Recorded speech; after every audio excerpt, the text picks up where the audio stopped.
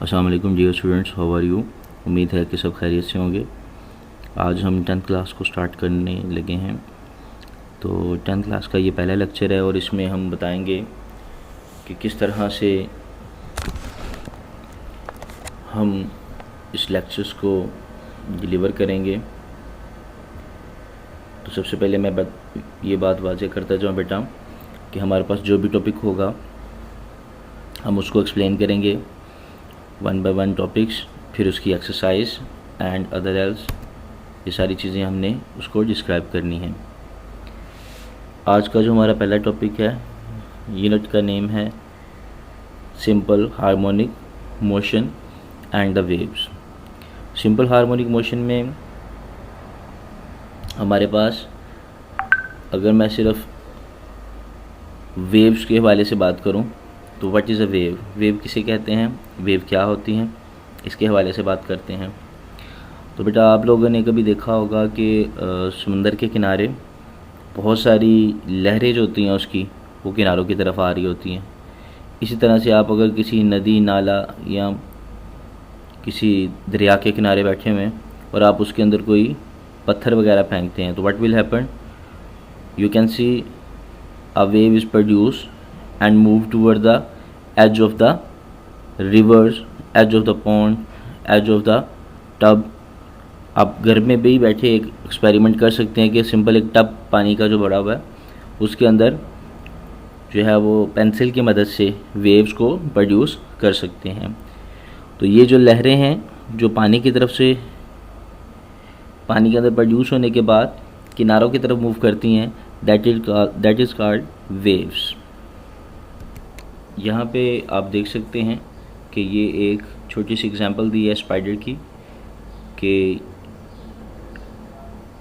जैसे ये पानी के ऊपर बैठता है तो पानी के अंदर महसूस होने वाली वो जो लहरें हैं, वाइब्रेशंस, आप उसको देख सकते हैं। इसके अलावा मैं एक छोटी सी एग्जांपल के साथ इसको वाज़ेह करूँगा वेव मोशन को, सबसे पहले कि वेव मोशन होती क्या है, ठीक है। फिर हम बात करेंगे सिंपल हार्मोनिक मोशन। आज जस्ट हम इसका इंट्रोडक्शन करेंगे, आपने सिर्फ इसको समझना है, लर्निंग कोई नहीं है। ओके बेटा, यहाँ देखिएगा, फ़र्ज़ किया हमारे पास एक पानी का टब है,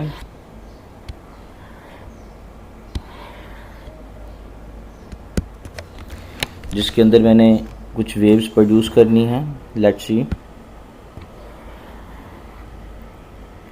इस पानी के टब में ये है वाटर लेवल,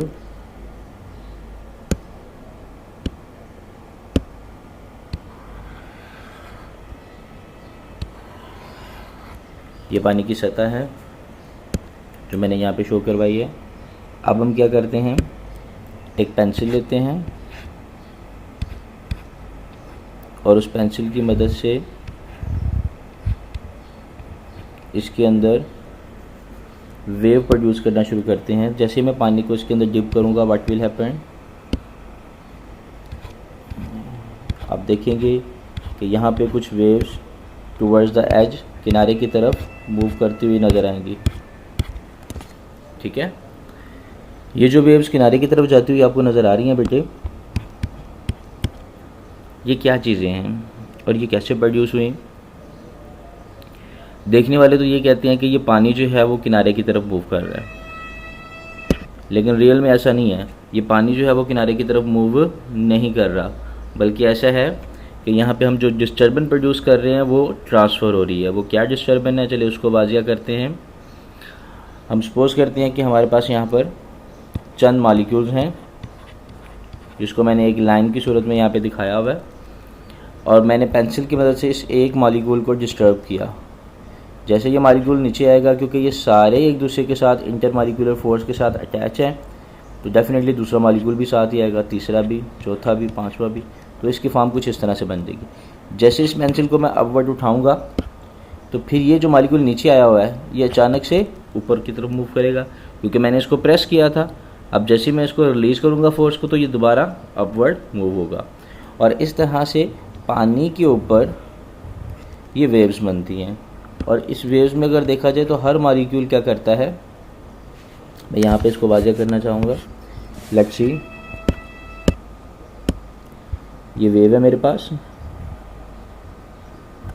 इसमें अगर आप गौर से देखें तो ये पानी का मालिक्यूल, इसको मैं इस तरह से भी दिखा देता हूँ। यहाँ पे ये पानी का मालिक्यूल जो इस पोजीशन पे है, ये इस पोजीशन पे आ जाएगा डाउनवर्ड, फिर अपवर्ड। ये मालिक्यूल्स भी क्या होंगे, अपवर्ड डाउनवर्ड। ये मालिक्यूल्स भी क्या होंगे, अपवर्ड डाउनवर्ड। तो रियल में ये जो मालिक्यूल्स हैं वो जस्ट अपवर्ड डाउनवर्ड अपनी मीन पोजीशन, जो इनकी कौन सी पोजीशन है, ये जो इनकी मीन पोजीशन है, इस मीन पोजीशन के क्या कर रहे हैं, अप एंड डाउन, एक वाइब्रेटरी मोशन कर रहे हैं। कौन सी मोशन कर रहे हैं बेटा, एक वाइब्रेटरी मोशन कर रहे हैं। और इस वाइब्रेटरी मोशंस को बेसिकली हम नाम देते हैं वेव का। और ये ऐसी वाइब्रेटरी मोशन है क्योंकि मॉलिक्यूल्स आपस में इंटरकनेक्टेड होते हैं, एक दूसरे के साथ due to the intermolecular force जुड़े होते हैं। इस वजह से ये जो मोशन है, ये जो वाइब्रेशन है, वो एक मॉलिक्यूल से दूसरे, दूसरे से तीसरे और तीसरे से चौथे एंड अप टू सॉन। तो थ्रू आउट द वाटर, पानी के अंदर ये जो है मोशन वो क्या करती है, ट्रैवल होती है। ये जो डिस्टर्बन है वो एक मॉलिक्यूल से दूसरे मॉलिक्यूल तक मुसलसल ट्रांसफ़र होती रहती है, जिसे हम नाम देते हैं वेव मोशन का। दूसरी तरफ अब हम बात करते हैं बेटा सिंपल हार्मोनिक मोशन के हवाले से। तो सिंपल हार्मोनिक मोशन में हम इसके पहले ही पैराग्राफ को थोड़ा सा स्टडी कर लेते हैं। लेट्स सी क्या कहता है। हमारे पास a body is said to B